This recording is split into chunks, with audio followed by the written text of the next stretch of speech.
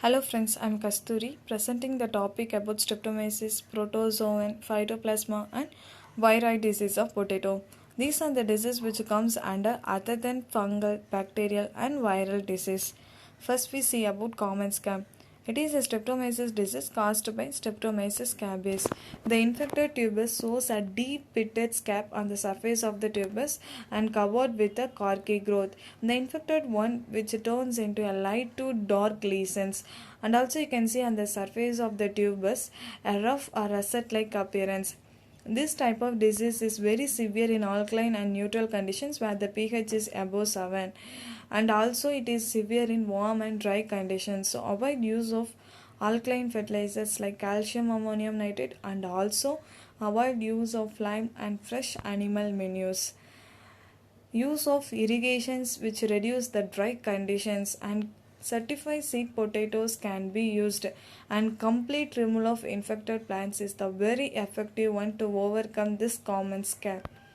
Next, powdery scab. It is a protozoan disease caused by Sponsospora subterranea, former species subterranea. In this you can see a small lesions which are covered with a powdery growth. Later a raised pustules, that is a pimple like swelling with purplish lesions on the surface of the infected tuberous. The infected roots also shows a gall-like formation. Sometimes it was confused with the root knot nematodes. Pathogens, which is the resting spore. More than 400 resting spores are produced from the spore balls, and zoospores also has been released. In this you can see the clear image of the raised pustules on the surface of the tuberous covered with powdery scab. Management. Do not use the uncomposted manure which have been obtained from the animals, and should not use over irrigations. Additions of zinc sulfate can also reduce the incidence of the disease, and only use the certified healthy planting materials. Next, Asterello, which is a late-breaking virus transmitted by the vector aster leafhopper. There are three major symptoms which occurs on the foliage. First, the tip of the leaves begins to roll up. Next, the yellowish cast or yellowish discoloration which appears on the infected leaf, and at last it shows a complete stunting growth. And also the infected tuberous shows a small flabby like growth on the surface of the tuberous, and also a necrotic symptoms which appears on the infected tuberous. In this you can see clearly necrotic lesions which appears, and also a flabby like growth on the surface of the infected tuberous. Next, only the certified seed potatoes can be used to overcome the Asterellos, and also a healthy virus-free planting materials can be used. Timing of insecticides is very important to reduce the level of infections of the leafhopper.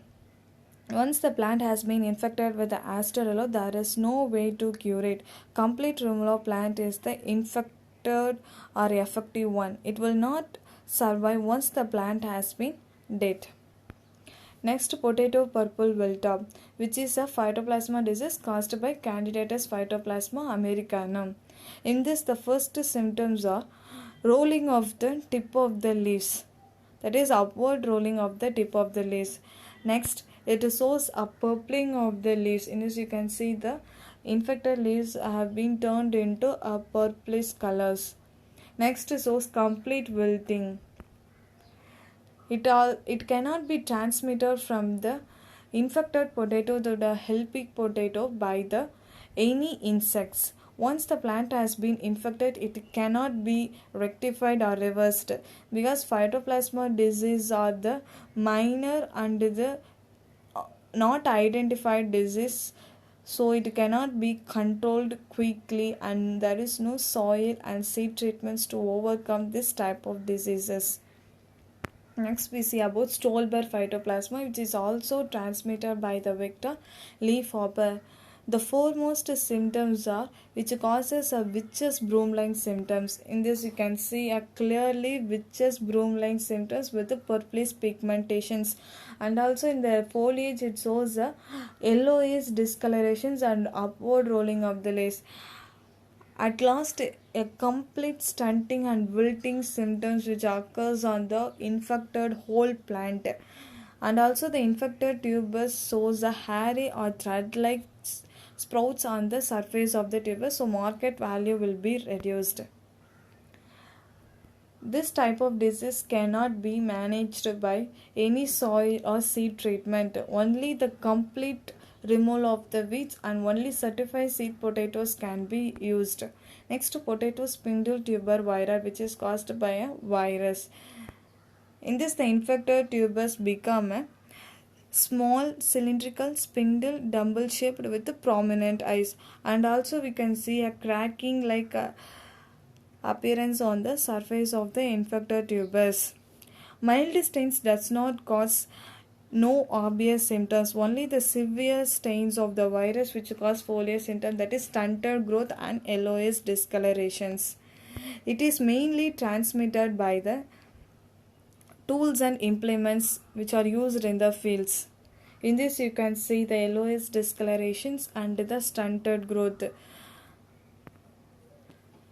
And also it is transmitted through the pollens and ovules. It is a long range dispersal.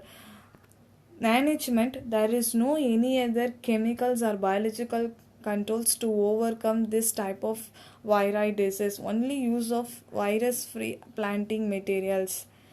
And tools should be washed with the sodium hypochlorite solutions once it has been used in the infected fields. That's all about the Streptomyces, protozoan, phytoplasma and viral disease of potatoes.